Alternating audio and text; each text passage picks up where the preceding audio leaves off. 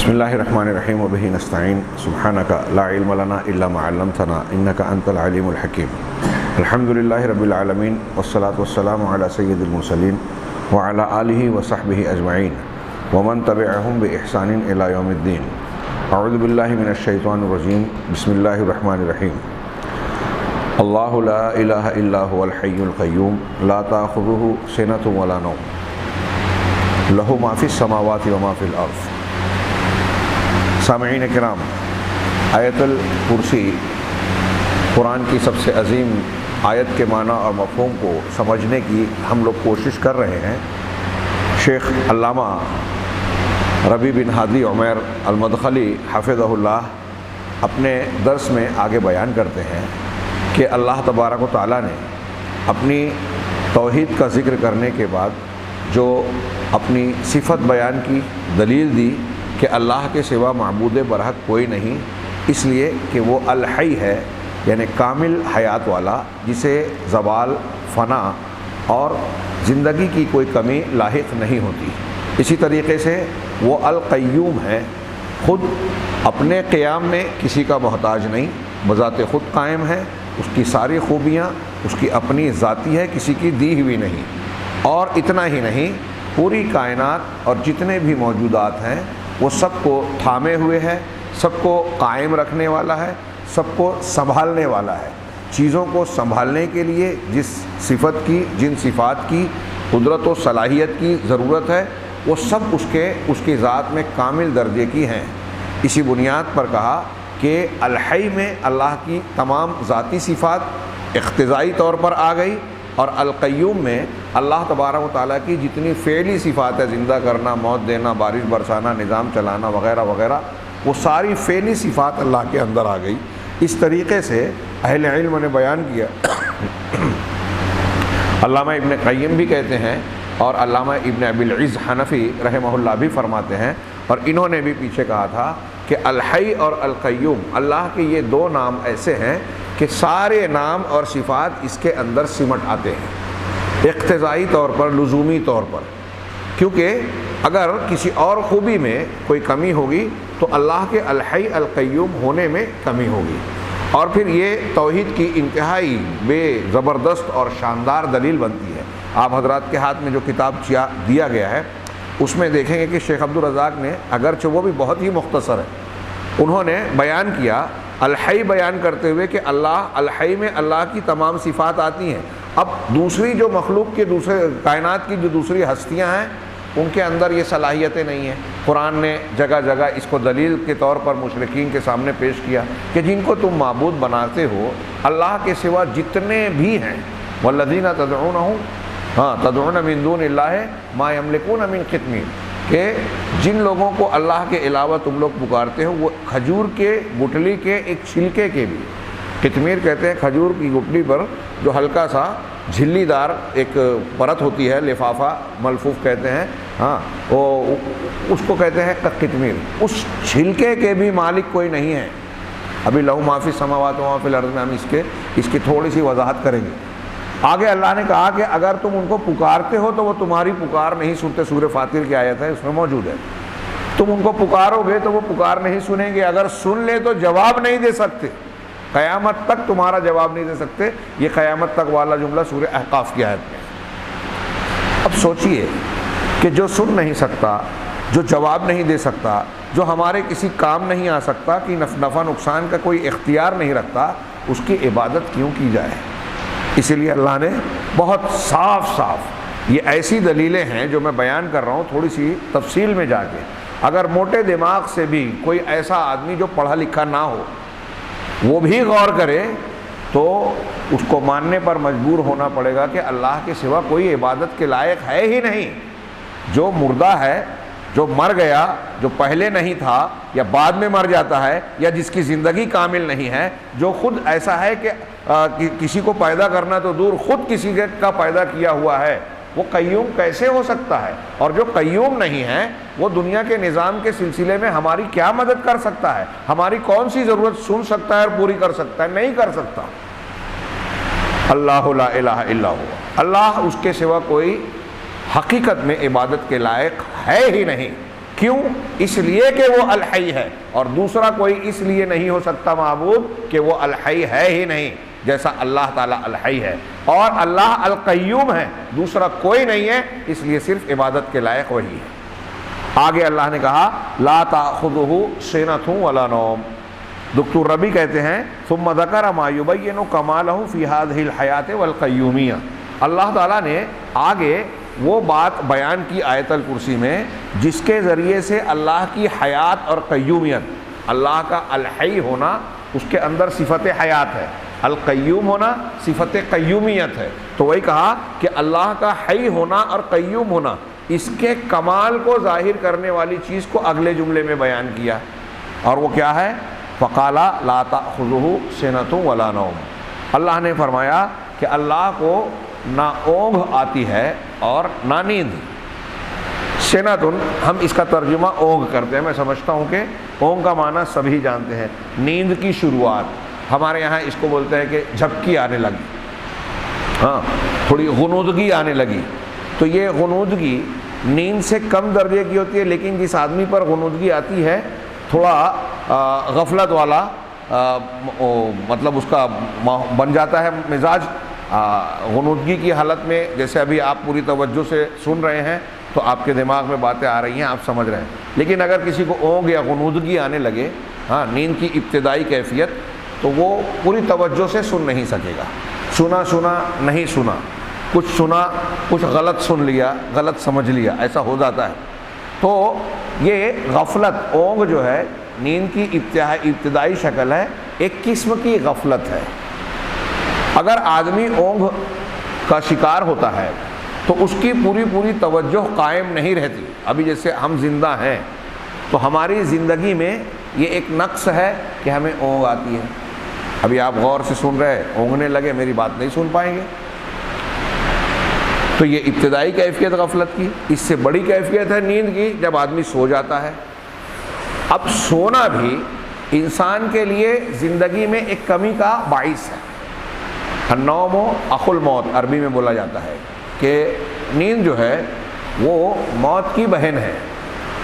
عربی میں دونوں مذکر ہے، اس لیے اخ ہے، بھائی، عربی میں بھائی ہے، اردو میں نیند بھی مؤنث ہے اور موت بھی مؤنث ہے، اس لیے ہم ترجمہ بہن کا کر رہے ہیں۔ ہاں عربی میں بھائی ہے، اردو میں بہن ہے، تو نیند جو ہے موت کی بہن ہے، ہاں چھوٹی موت ہے۔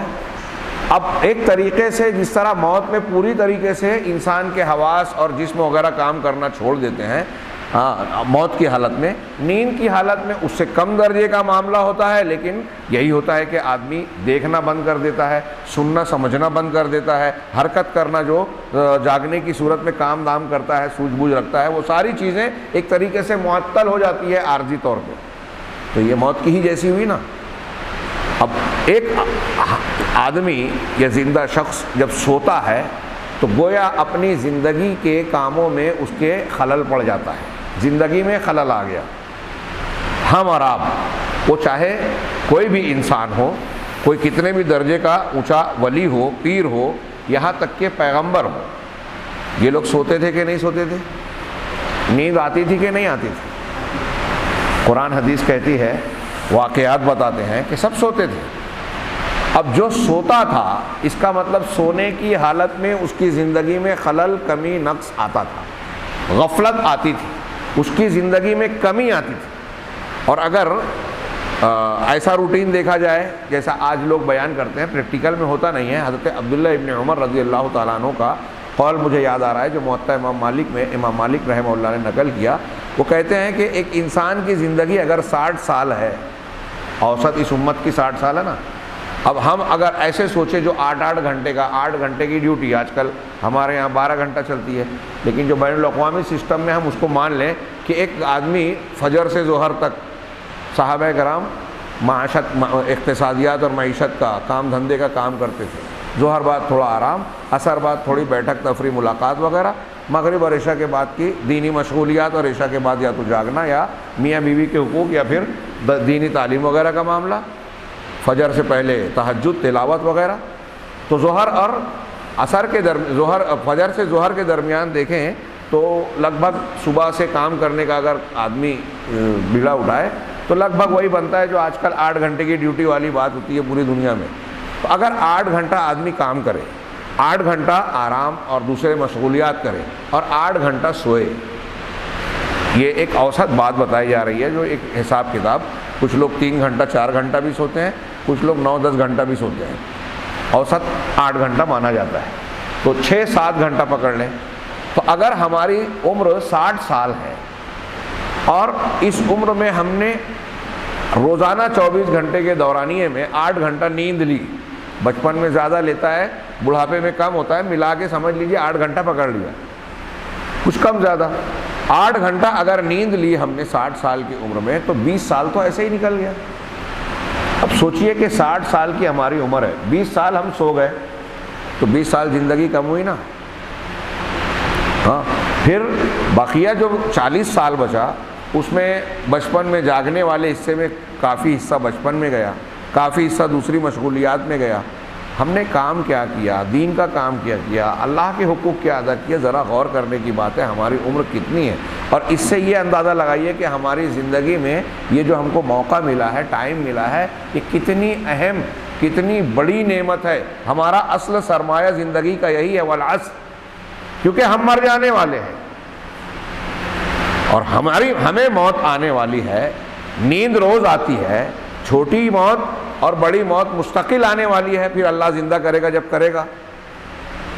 یہ انسان کے اندر خلل ہے، خامی ہے، نقص ہے۔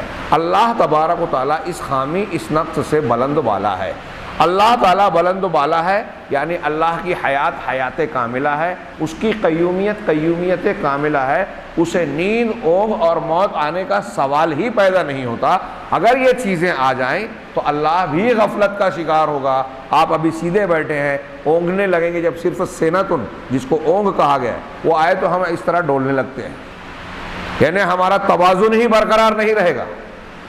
جب ہمارا توازن برقرار نہیں ہے، فرض کیجئے کہ یہ کتاب مجھے دے دی ہے، علامہ ابن کثیر نے ایک واقعہ حضرت موسیٰ سے نقل کیا، وہ روایت صحیح نہیں ہے لیکن واقعے کے اعتبار سے بڑی پیاری بات ہے کہ اے اللہ تجھے نیند نہیں آتی، اونگ نہیں آتی۔ حضرت موسیٰ نے پوچھا تو کیسے، کیا یہ معاملہ میری سمجھ میں نہیں آتا۔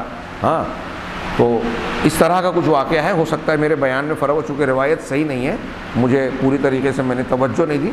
تو اللہ تعالیٰ نے ان سے حضرت موسیٰ سے کہا کہ تم کانچ کا برتن لے کر کھڑے رہو اور اسے لے کر کھڑے ہی رہنا، ٹوٹنا نہیں چاہیے۔ اب وہ کانچ کا برتن لیا ہے حضرت موسیٰ نے، لے کے کھڑے ہیں، اونگ آنے لگی۔ جب تھوڑی اچھی خاصی اونگ آئی تو برتن گر کے ٹوٹ گیا۔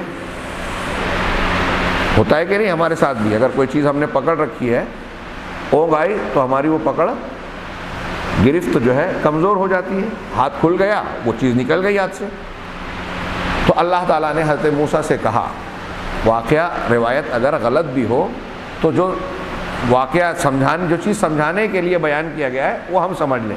موسیٰ علیہ السلام سے ہٹ کر کہ فرض کرو ایسا ہو کہ ایک آدمی کے ہاتھ میں کانچ کا برتن دیا جائے اور اس سے کہا جائے کہ ٹوٹنا نہیں چاہیے اور تم لے کے کھڑے ہی رہو، 1 گھنٹہ 2 گھنٹہ 3 گھنٹہ 5 گھنٹہ 8 گھنٹہ 10 گھنٹہ، بہت اسٹیمینے والا ہے اور 2-1 گھنٹہ، اس کے بعد اسے اگر سستی، اونگ آئی اور غفلت آئی تو کیا ہوگا، وہ برتن گر جائے گا اور وہ برتن محفوظ نہیں رہے گا۔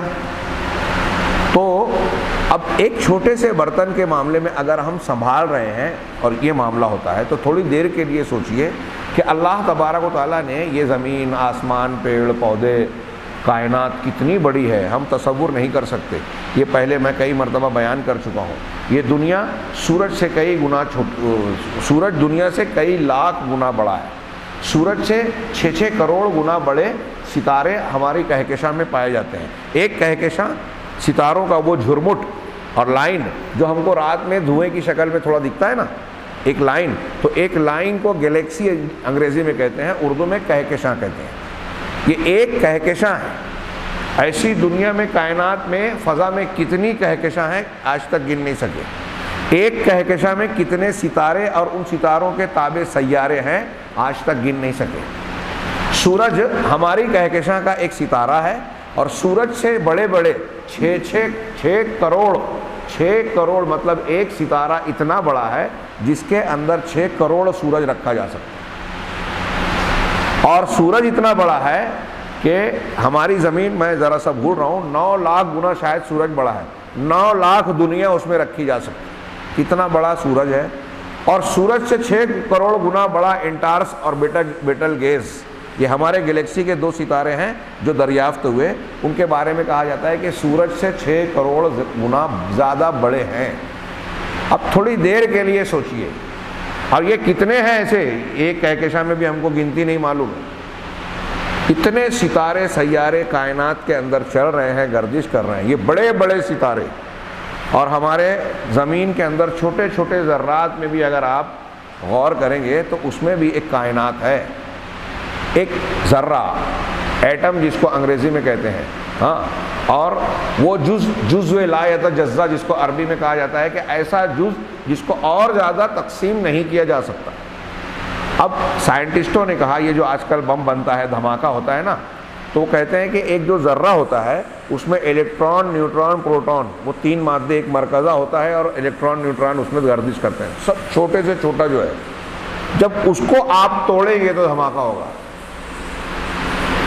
سائنس والوں سے پوچھئے، ہو سکتا ہے میں بیان کرنے میں کچھ کمی رکھوں، میں سائنس والے لائن کا نہیں ہوں، لیکن ہم نے تھوڑا سا پڑھا ہے، تو اسے جب توڑا جاتا ہے تو دھماکہ ہوتا ہے، اور وہی توڑنے کا عمل کر کے بم بنایا جاتا ہے۔ اب وہ سائنٹیفکلی جو بھی واللہ عالم کیا طریقہ، تو غور کیجئے کہ اس ایک چھوٹے سے ذرے میں بھی ایک کائنات ہے، ایک ایک چیز میں۔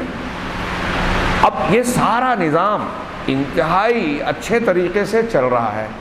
ٹریفک کا ایک چوراہے کا سگنل اگر بگڑ جائے تو کتنے ایکسیڈنٹ اور حادثات ہو سکتے ہیں، ہاں، اگر وہ نظام بگڑ جائے۔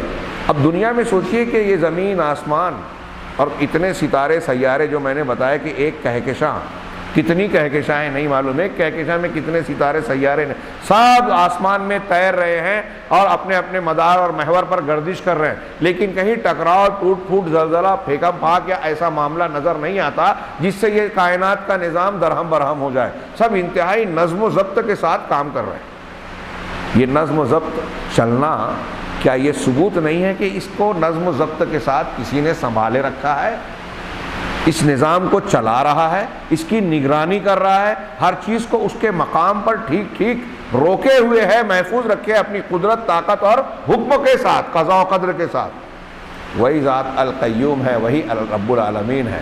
اب جو ذات اس کائنات کو اس طریقے سے سنبھالے، تھامے اور چلا رہی ہے، اگر وہ سو جائے، اسے موت آ جائے، اسے غفلت آ جائے کسی بھی قسم کی، تو کیا یہ نظام قائم رہے گا؟ ایک کانچ کا برتن اگر ہمیں اونگ آ جائے تو چھوٹ جائے گا، گر جائے گا۔ یہ پوری کائنات کتنی بڑی ہے، میں نے بہت ہلکی سی بات کہی، آپ غور کرتے رہیے، کتنی بڑی کائنات ہے، اس میں کتنا نظام چل رہا ہے، اور کہاں کہاں کون ہے۔ آپ اور ہم جب کسی پریشانی میں مبتلا ہوتے ہیں تو دل میں روتے ہوئے گڑ گڑا کر دعا مانگتے ہیں، اور ہمیں اس بات کا یقین ہوتا ہے کہ ہمارا مالک رب العالمین ہماری نہ صرف سن رہا ہے بلکہ ہمارے دل کے جذبات، احساسات کو بھی جانتا ہے۔ یہ ہم اکیلے کے بارے میں سوچتے ہیں، کائنات میں کتنے انسان ہیں، کتنے جنات ہیں، کتنے جانور ہیں، کتنے کیڑے ہیں، کتنی مچھلیاں ہیں، کتنے دوسری مخلوق ہیں۔ جو جہاں ہے اللہ کو جس طرح یاد کرتا ہے، اللہ کی تعریف کرتا ہے، اللہ سے دعا کرتا ہے، اللہ سب کی سن رہا ہے، اور نہ صرف سن رہا ہے بلکہ سب کے جذبات، حالات کو بھی سمجھ رہا ہے، کون کس نیت سے پکار رہا ہے، کس کے کیا حالات ہیں وہ بھی جانتا ہے، ایک لمحے کے لیے کسی سے غافل نہیں ہوتا۔ کیسی اس کی ذات ہے، آپ یہ اللہ کی عظمت پر بستر پر لیٹیے نا تو غور کیجئے، یہ جو میں بیان کر رہا ہوں، جتنا غور کریں گے اتنی حیرت کریں گے، اور ہمارا ایمان اللہ تبارک و تعالیٰ کی توحید اتنی مضبوط ہوگی کہ اللہ کے جیسا کوئی ہے ہی نہیں۔ دنیا میں جو لوگ اللہ کو چھوڑ کر دوسروں کی پوجا پاٹ عبادت کرتے ہیں، ان سے زیادہ بیوقوف، پاگل، احمق کوئی ہو ہی نہیں سکتا۔ کہاں اللہ، کہاں یہ مخلوق، کہاں وہ خالق، کہاں یہ مخلوق۔ شے نسبت خاک را با عالم پاک، یہ بھی چھوٹی بات ہے کہ خاک اور مٹی کی نسبت عالم پاک یہ آسمانوں سے کہاں سے دی جا سکتی ہے، یہ تو چھوٹی ہے، اس سے بھی بڑا فرق ہے اللہ میں اور مخلوق میں۔ جب اللہ کی شان یہ ہے، ساری کائنات کا نظام وہ چلا رہا ہے، اور اس کی حیات اور قیومیت میں اتنا کمال ہے کہ لا تاخذہ سنۃ ولا نوم، کہ اسے اونگ اور نیند لاحق ہی نہیں ہوتی۔ دکتور ربی کہتے ہیں وَهَذَا مِن کمال حیاتہ و قیومیتہ، یہ اللہ تبارک و تعالیٰ کے کمال حیات اور کمال قیومیت کا حصہ ہے، یعنی اس کی زندگی کے کامل ہونے کا اور قیومیت کے کامل ہونے کا۔ یہ جملہ اگر آپ نہیں سمجھ رہے ہو تو میں اس کو اور دوسرے ایک انداز میں کہوں کہ اس کا مطلب یہ ہو کہ اگر اللہ تعالیٰ کو اونگ اور نیند اگر آتی تو اس کی حیات، اللہ کا حی ہونا یہ کامل نہیں رہ جاتا، اس میں نقص ہوتا۔ اس کا قیوم ہونا کامل نہیں رہتا، اس میں کمی آ جاتی۔ اللہ کو نیند نہیں آتی، اونگ نہیں آتی، موت نہیں آتی۔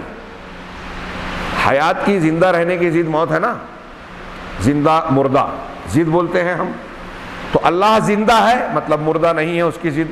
اب مردہ ہونے کی پوری بے حسی جو ہوتی ہے اس کی ایک کیفیت نیند اور اونگ میں بھی ہوتی ہے، تو موت تو دور کی بات ہے، اللہ کی شان یہ ہے کہ اس کو اونگ اور نیند بھی نہیں آتی، موت آنے کا تو سوال ہی نہیں پیدا۔ آپ نے جو کتاب لیا اس میں دکتور عبدالرزاق صاحب نے ایک حدیث نقل کی ہے اس آیت کی تشریح میں، لا تاخذہ سنۃ ولا نوم، بڑی پیاری اور زبردست حدیث ہے۔ وہ انہی کا ایک درس ابھی ہمارے ایک دوست نے سعودی سے بھیجا تھا، بڑا پیارا درس عربی زبان میں۔ انہوں نے بیان کیا کہ جیسے قرآن میں آیت الکرسی اللہ تبارک و تعالیٰ کی صفات، عظمت، کبریائی بیان کرتی ہے، ویسے وہ حدیث ہے ان اللہ لا ینام ولا ینبغی لہ ان ینام۔ یہ پوری حدیث ہے، تھوڑی سی لمبی، اس میں کچھ 5 یا 6 جملے ہیں کہ اللہ تعالیٰ سوتا نہیں ہے، ولا ینبغی لہ ان ینام، آپ کی اس میں حدیث ہے، یہ اسی کی تشریح میں، اور اس کے لیے مناسب بھی نہیں ہے کہ وہ سوئے۔ وہ انصاف کے ترازو کو قائم کرتا ہے، پست اور بلند کرتا ہے، رات سے پہلے دن کا عمل اور دن سے پہلے رات کا عمل اس کے جناب میں پہنچتا ہے۔ حجابہ النور، نور روشنی اس کا حجاب ہے، یعنی مخلوقات اور خالق کے درمیان جو آڑ ہے وہ حجاب النور ہے۔ اگر اللہ تعالیٰ اپنے درمیان کے اور مخلوق کے درمیان کے حجاب کو ہٹا دے تو جہاں تک اس کی ذات کی تجلیات پہنچے گی، وہاں تک کی چیزیں، جہاں تک وہ دیکھے گا اس کی نگاہ جائے گی، ساری چیزیں بھسم ہو جائے گی، تباہ ہو جائے گی، یعنی اللہ کے جلال اور اس کی تجلیات کی تاب نہیں لا پائے گی۔ تو اس حدیث کا پہلا جملہ ہے کہ اللہ کو نیند نہیں آتی، اللہ سوتا نہیں ہے، اور اس کے لیے سونا مناسب بھی نہیں ہے، ولا ینبغی لہ ان ینام۔ تو وہی کہہ رہے ہیں یہ کہ یہ اللہ تعالیٰ کے حیات یعنی حی ہونے، قیومیت یعنی قیوم ہونے کے کمال میں سے ہے، یعنی اگر اونگ اور نیند آتی تو یہ حیات اور قیومیت میں کمی آ جاتی۔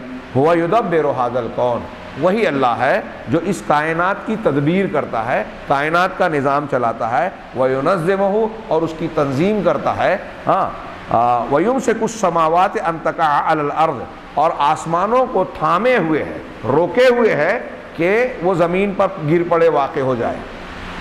کہ انہوں نے ایک جملہ کہا، اب میں نے جو ابھی تشریح کی کہ کائنات میں کتنے ستارے، سیارے اور کیا کیا چل رہا ہے، ساری چیزیں سنبھلی ہوئی ہیں، نظام کے تحت ہے، وہ ساری بات اس جملے میں آ گئی کہ یہ ساری چیز اللہ تعالیٰ تھام کر رکھے ہوئے ہے، نظام کو قائم رکھے ہوئے ہے۔ وَيُمْسِكُ السَّمَاوَاتِ أَن تَقَعَ عَلَى الْأَرْضِ فَلَا تَأْخُذُهُ سِنَةٌ وَلَا نَوْمٌ، چنانچہ اللہ تعالیٰ کو اونگ اور نیند لاحق نہیں ہوتی۔ وَتَعَالَى اللَّهُ عَنْ ذَلِكَ عُلُوًّا كَبِيرًا، اور اللہ تبارک و تعالیٰ کی ذات اس سے بہت بلند اور بالا تر ہے کہ اسے اونگ، نیند یا کسی بھی قسم کی غفلت ہے۔ کیوں؟ اس لیے لِأَنَّ هَذِهِ مِن صِفَاتِ الضُّعَفَاء، اس لیے کہ یہ سونا، نیند میں پڑنا، اونگ کا آنا، یہ ضعفاء اور کمزوروں کی صفت میں سے ہے۔ وَعِبَادِهِ الْفُقَرَاءِ الْمَسَاكِينَ يَجْعَلُهَا رَاحَةً لَهُم مِّنَ التَّعَبِ، اور اللہ تبارک و تعالیٰ کے وہ فقیر بندے، محتاج بندے، جن کو وہ فقیر اور مسکین بندے جن کے لیے نیند جو ہے تھکن سے راحت کا سامان ہے۔ ہم کو اور آپ کو نیند کیوں لگتی ہے، یا نیند کی ضرورت کیوں ہے؟ اس لیے کہ ہم لوگ تھکتے ہیں، شکستگی آتی ہے، تو جب تھکن آتی ہے، یہ انسان کا اللہ تعالیٰ نے ایک نظام بنایا، اور اس میں آپ سائنٹیفکلی حالت میں دیکھیں گے ہمارے جسم کے اندر کے جو کیا بولتے ہیں اس کو، خلیات اور ایک وہ کھانے کیلوریز، ہاں وہ ضائع ہوتی ہے، کمی بیشی ہوتی ہے۔ تو جاگنے کی حالت میں جب تھکن آ جاتی ہے، اور آپ اور ہم جب سو جاتے ہیں، تو سمجھ لیجئے کہ ہمارا جسم آج کی زبان میں اپڈیٹ یا چارج ہو جاتا ہے، وہ کیلوریز وغیرہ پھر سے اس طرح ہو جاتی ہے۔ آپ دیکھیے کہ ایک آدمی دن بھر کی محنت مشقت کے بعد، چلنے پھرنے کے بعد ٹوٹا پھوٹا ہے، اب مزید اس کی قدرت اور طاقت نہیں ہے، اب اس نے آ کر بستر پر بھرپور نیند لے لی، تو نیند لینے کے بعد جب وہ بیدار ہوتا ہے تو پھر سے پہلے کی طرح پھرتیلا، سرگرم، نشیط ہوتا ہے، اس کے اندر نشاط آ جاتا ہے، تازگی آ جاتی ہے۔ گویا نیند کا آنا انسانی زندگی میں ہماری کمزوری، تھکن کے دور کرنے کا ایک ذریعہ ہے، ایک ضرورت ہے۔ تو جس کو تھکن آتی ہے اس کے لیے نیند کی ضرورت ہے۔ اللہ تبارک و تعالیٰ کو تھکن آتی ہے کیا؟ کہ یہودیوں نے کہا کہ اللہ تعالیٰ نے 6 دن میں آسمان زمین اور ساری کائنات کو بنایا تو تھک گیا، 7ویں دن یوم السبت کو، جس کو ہم سنیچر کہتے ہیں، سنیچر کو اس نے آرام کیا۔ اللہ تعالیٰ نے اس کا شدید رد کیا قرآن میں بھی کئی مقامات پر کہ وَلَقَدْ خَلَقْنَا السَّمَاوَاتِ وَالْأَرْضَ وَمَا بَيْنَهُمَا فِي سِتَّةِ أَيَّامٍ وَمَا مَسَّنَا مِن لُغُوبٍ، کہ ہم نے آسمانوں اور زمین کو اور اس کے درمیان کی ساری چیزوں کو 6 دنوں میں پیدا کیا، وَمَا مَسَّنَا مِن لُغُوبٍ، اور ہمیں کسی قسم کی تھکن نے چھوا بھی نہیں۔ ہم نے یہ سب کیا، تھکن نے چھوا بھی نہیں۔ جس کو تھکن آتی ہے اس کو کمزوری ہے، اللہ کمزور نہیں ہے۔ جس کو تھکن آتی ہے اس کی قدرت میں کمی ہوتی ہے۔ اب جیسے مثال دوں میں آپ کو کہ آپ سمجھیے کہ آپ سے میں پوچھوں کتنا کلو وزن آپ اٹھا سکتے ہیں، تو مثال کے طور پہ کسی نے کہا کہ میں 20 کلو، 30 کلو، 50 کلو، چلو ٹھیک ہے 50 کلو کا وزن آپ اٹھا سکتے ہیں، 100 کلو اٹھا لے، تھوڑی دیر کے لیے مان لے 50 کلو کا وزن ابھی اٹھایا ایک آدمی نے، اب 50 کلو اس نے اٹھا لیا تو کتنی دیر اٹھائے رکھے گا؟ 1 گھنٹہ، 2 گھنٹہ، 4 گھنٹہ۔ اس کے بعد اگر بہت مشق کیا ہے تو اور کچھ ٹائم گھٹا بڑھا لو۔ یہ میں سمجھانے کے لیے کہہ رہا ہوں، اتنی دیر بھی وہ نہیں اٹھا پائے گا۔ اگر مان لیا کہ اٹھایا، اب 4 گھنٹہ، جس وقت تو میں نے اٹھایا ایک چیز 20 کلو کی، 50 کلو کی، اس وقت تو میری جو طاقت ہے اٹھائے رکھنے کے بعد 1 گھنٹے کے بعد بھی میری وہی طاقت رہے گی کیا؟ نہیں رہے گی نا، تھک جاؤں گا، قدرت اور طاقت میری جواب دینے لگے گی۔ اس کا مطلب انسان کی اور ہماری آپ کی جس کام کو کرنے کی تھوڑی سی صلاحیت ہے بھی، تو وہ کچھ کرنے کے بعد اس صلاحیت میں کمی آ جاتی ہے۔ اب یہ کائنات کی ہر ہستی کا یہ تھکن، یہ اونگ، یہ نیند، یہ سب ایک دوسرے سے جڑی ہے، جو کمزوروں کی صفات ہے، اور اللہ تبارک و تعالیٰ کمزور نہیں ہے۔ اسی آیت الکرسی کے آخر میں ہم اللہ کی قدرت بھی پڑھیں گے کہ آسمان اور زمین کو تھامے رکھنا، سنبھالے رکھنا، حفاظت کرنا اس کو تھکاتی نہیں ہے۔ تو یہاں کہا لا تأخذہ سنۃ ولا نوم، اسے نیند اور اونگ نہیں آتی۔ اس لیے علامہ ربی کہہ رہے ہیں کہ نیند کی ضرورت کمزوروں کو پڑتی ہے، جو تھک جاتے ہیں، شکستہ ہو جاتے ہیں، بدن ٹوٹنے لگتا ہے، تو اب سونے کے بعد ان کو پھر سے تازگی اور نشاط ملتا ہے۔ یہی وجہ ہے، ابھی جمعہ کے دن میں نے خطبے میں وہاں نیا پورے میں بیان کیا، جو قرآن میں کہا گیا جنتی لوگ اللہ کا شکر ادا کریں گے جنت میں داخل ہونے کے بعد، سورہ فاطر کی آیتوں میں، تو اس میں ایک جملہ یہ بھی ہے کہ اس جنت میں جس میں اللہ نے ہم کو ڈالا ہے، اس میں ما یمسنا فیہا نصب ولا یمسنا فیہا لغوب، نہ اس میں ہم کو تھکن لاحق ہوتی ہے، ظاہری بدن کی تکلیف تھکن، اور نہ اندر سے شکستگی اور خستگی آتی ہے، یعنی اوپر سے بھی کوئی تھکن نہیں آتی، اندر سے بھی۔ جیسے آپ کام دام میں تھک جاتے ہیں، جیسے آپ کام میں تھک کے آپ کی کمزوری آ جاتی ہے، ویسے ہی خوشی اور لذت کے معاملے میں بھی ہوتا ہے۔ یہ بھی ایک بات ہے انسان کے اندر۔ آپ کوئی بہت مزے کی چیز کر رہے ہیں، مطلب آپ کو مثال کے طور پر تیرنے میں بہت مزہ آتا ہے، اب آپ تیرنے گئے، شروع میں بہت جوش، قوت اور شوق سے آپ تیرنا شروع کر رہے ہیں، لیکن ایک جب آپ کی دم پوری ہو گئی، ہاں، آپ کا جسم اور وہ تھک گیا حوصلہ، تو اب آپ کے اندر جو شروع میں آپ نے تیرنا شروع کیا تھا وہ حوصلہ باقی نہیں رہتا۔ یہ میں نے تیرنے کی مثال دی، دنیا کی کوئی کھانے کی چیز ہو، میاں بیوی کا ایک دوسرے سے ملنا، لذت حاصل کرنا، تلذذ، ہاں اس میں مزہ آتا ہے، لیکن کیا یہ ہر وقت رہتا ہے؟ یا ایک مرتبہ آدمی جب ضرورت سے فارغ ہوتا ہے تو وہ رغبت باقی رہتی ہے جو پہلے تھی؟ یا ہر حال میں ایسی رغبت موجود رہتی ہے؟ نہیں، اس میں کمی بیشی ہوتی رہتی ہے۔ تو لذتوں کے حصول میں بھی، اندر سے بھی باہر سے بھی، جیسے آپ کا جو شادی شدہ ہیں، دل ہو رہا ہے کہ میں اپنی بیوی سے ملوں، آپ کا دل ہو رہا ہے کہ میں اپنے بچے سے ملاقات کروں، اپنے والدین سے ملاقات کروں، تو یہ جو دل ہوتا ہے اندر سے، ہاں کبھی کبھی یہ دل نہیں ہوتا کہ ابھی موڈ نہیں ہے یار، ہم لوگ کہتے ہیں نا کہ نہیں ابھی وہ فلاں کام مت کرو، دل نہیں ہو رہا ہے، موڈ نہیں ہے، اس کا مطلب آپ اندر سے ٹوٹے ہوئے ہیں، آپ کا دماغ اور آپ کا دل جو ہے وہ کسی لذت کے یا کسی خاص کام کے کرنے کے لیے آمادہ نہیں ہے۔ تو جنتیوں کو نہ جسمانی اعتبار سے ظاہر میں تھکن آئے گی، نہ اندر سے موڈ خراب ہوگا۔ سمجھانے کے لیے میں نے یہ جملہ استعمال کیا کہ اندر سے طبیعت نہیں ہو رہی ہے یار، ایسا والا معاملہ نہیں ہوگا۔ جنتی ہمیشہ پھرتیلے ہوں گے، سرگرم ہوں گے، ان کو جو بھی نعمتیں، لذتیں، انعامات جنت میں ملیں گے، کھانے پینے کی چیزیں ہوں، نہریں ہوں، باغات ہوں، مناظر ہوں، حوریں ہوں، جنت کی بیویاں ہوں، سب کو استعمال کرنے کے لیے ہر وقت قوت، طاقت، نشاط، سرگرمی ہر وقت موجود رہے گی۔ دنیا کی طرح نہ تھکن آئے گی، نہ موڈ خراب ہوگا۔ یہ جنتیوں کے لیے لذت کا ہر وقت کا، دنیا میں لذت آتی جاتی ہے، کیفیتیں بدلتی ہیں، جنت میں نہیں بدلے گی۔ اب اسی بنیاد پر شیخ عبد الرحمن بن ناصر السعدی اور مفسرین کہتے ہیں کہ اسی بنیاد پر یہ معلوم ہوتا ہے کہ جنتیوں کو نیند نہیں آئے گی، سوئیں گے نہیں جنتی۔ کیوں؟ نیند کی ضرورت ان کو پڑتی ہے جو تھکتے ہیں، اور قرآن کہتا ہے کہ جنتی خود اللہ کا شکر ادا کریں گے کہ یہاں ہم کو نہ اوپر سے تھکن آ رہی ہے، نہ اندر سے شکستگی اور خستگی آ رہی ہے، لہذا سونے کی ضرورت ہی نہیں ہے۔ اور اس لیے بھی کہ جنتی اور جہنمیوں کو موت نہیں آئے گی، اور نیند موت کی چھوٹی بہن ہے، اس لیے نیند نہیں آئے گی۔ تو یہ کمزوروں کے لیے یہ چیز آتی ہے۔ اللہ تبارک و تعالیٰ کمزور نہیں ہے، ناقص نہیں ہے۔ اللہ تعالیٰ نے قرآن میں فرمایا وَجَعَلْنَا نَوْمَكُمْ سُبَاتًا، ہم نے تمہاری نیند کو تمہارے لیے آرام کا ذریعہ بنایا۔ یہ قرآن نے نیند کی حقیقت بتائی۔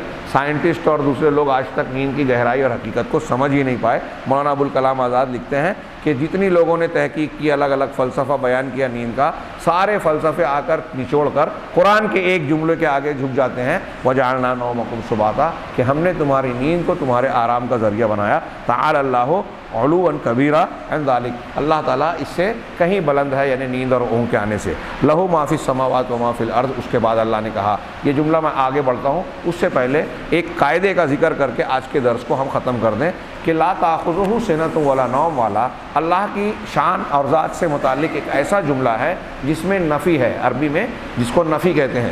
جیسے ایک چیز ہم یہ کہتے ہیں کہ اللہ ایسا ہے، ایسا ہے، ابھی ہم نے آیت الکرسی میں پڑھا کہ اللہ زندہ ہے، قیوم ہے، اور جگہ پڑھا اللہ سنتا ہے، سننے والا ہے، قدرت والا ہے، فلاں ہے، فلاں ہے، فلاں ہے۔ تو بہت سارے نام اور صفات اللہ تعالیٰ کے، اس کو جب ہم کہتے ہیں کہ ایسا ہے تو اس کو اصطلاح میں کہتے ہیں اثبات۔ اللہ تبارک و تعالیٰ کی اثبات یعنی کرنے والی صفات۔ اور کچھ چیزیں ایسی ہوتی ہیں جن کے بارے میں ہم نے یہ کہا کہ اللہ ایسا نہیں ہے، ایسا نہیں ہے، اس کو کہتے ہیں نفی۔ تو قرآن اور حدیث میں اللہ تعالیٰ کے لیے اثبات بھی ہے، نفی بھی ہے۔ اثبات کچھ خوبیوں، ناموں کے لیے ہے، اور نفی خامیوں اور ان نقائص کے لیے ہے جو اللہ تبارک و تعالیٰ کے سزاوار اور لائق نہیں ہے، اللہ جن سے بلند ہے۔ اللہ بندوں پر ظلم نہیں کرتا، تو یہ نہیں کرتا، یہ نفی ہے۔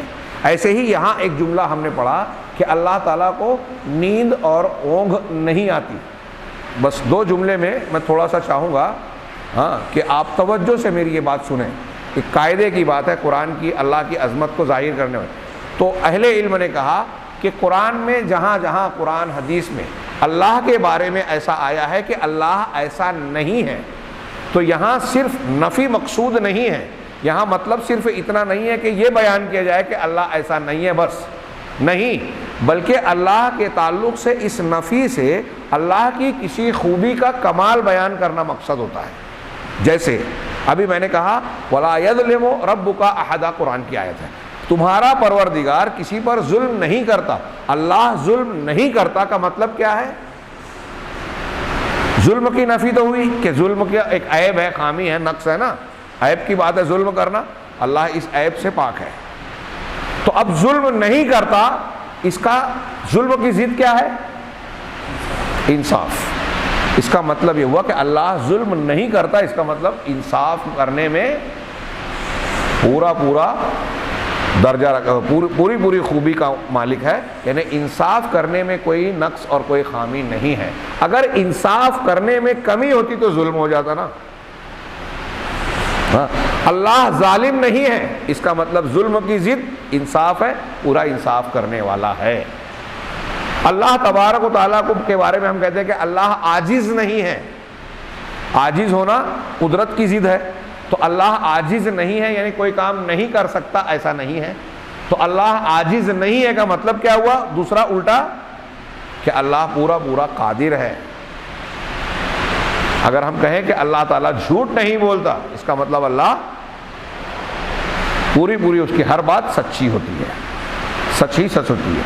تو قرآن و حدیث میں اللہ کے بارے میں جہاں جہاں آیا ہے کہ اللہ ایسا نہیں ہے، تو اس کا مقصد صرف نہیں ہے بتانا نہیں ہے، اس کا مقصد صرف نفی نہیں ہے، بلکہ جس چیز کی نفی کی جا رہی ہے، جس خامی کی، اس خامی کی ضد میں جو خوبی ہے، اس خوبی کا کمال بتانا مقصد ہے۔ تو ایسے ہی یہاں بھی کہا گیا لا تأخذہ سنۃ ولا نوم، کہ اللہ کو اونگ اور نیند نہیں آتی۔ اس کا مطلب کیا ہوا کہ اللہ الحی القیوم ہونے میں کامل ہے۔ جیسے ہم بولیں گے کہ وہ مردہ نہیں ہے، زندہ ہے، وہ سو نہیں رہا ہے، جاگ رہا ہے۔ تو سو نہیں رہا ہے کا مطلب جاگ رہا ہے۔ اللہ کو اونگ اور نیند نہیں آتی، اس کا مطلب اللہ تعالیٰ ہمیشہ بیدار رہتا ہے، ہمیشہ زندہ رہتا ہے، زندگی کی تمام خوبیاں، صلاحیتیں، کمال ہمیشہ بحال رہتے ہیں، اس میں کبھی کوئی کمی، کوئی نقص، کوئی غفلت نہیں آتی۔ یہ اللہ تبارک و تعالیٰ کی شان ہے، اور کائنات میں اس طرح اللہ کے علاوہ اور کوئی ہے ہی نہیں۔ کوئی ایسا نہیں ہے جسے موت، اونگ، نیند کی غفلت یا کسی قسم کی غفلت اور بے ہوشی نہ آتی ہو، لہٰذا کوئی ایسا ہے ہی نہیں جو ہر وقت دنیا کے نظام کو چلا سکے۔ یہ چلانے والا یہ صرف وہی ذات ہو سکتی ہے جو حی ہو، حیات کاملہ کے ساتھ، جو قیوم ہو، ساری دنیا کو تھامنے اور سنبھالنے والا ہو، اور وہ صرف اللہ ہے۔ اسی لیے اللہ نے کہا اللہ لا الہ الا ہو، اللہ اس کے سوا کوئی عبادت کے لائق ہے ہی نہیں، اس لیے کہ وہ الحی ہے، القیوم ہے، ایسا حی اور قیوم ہے کہ لا تأخذہ سنۃ ولا نوم، اسے اونگ اور نیند آتی ہی نہیں۔ یہ اللہ کا کمال ہوا، اور پھر اس کی شان اتنی ہی نہیں ہے، لہو ما فی السماوات و ما فی الارض۔ انشاءاللہ کل اس پر گفتگو کریں گے۔ اللہ تعالی ہمیں صحیح دین سمجھنے کی توفیق عطا فرمائے، اور اس میں بطور خاص اللہ تعالیٰ کی ذات، صفات اور اس سے متعلقہ جتنے امور ہم کو جاننا ضروری ہے، پروردگار اس کا اچھے سے اچھا علم ہمیں عطا فرمائے، اور ہماری زندگی پر اس کے صحیح اثرات مرتب فرمائے۔ وآخر دعوانا ان الحمد للہ رب العالمین۔ السلام علیکم۔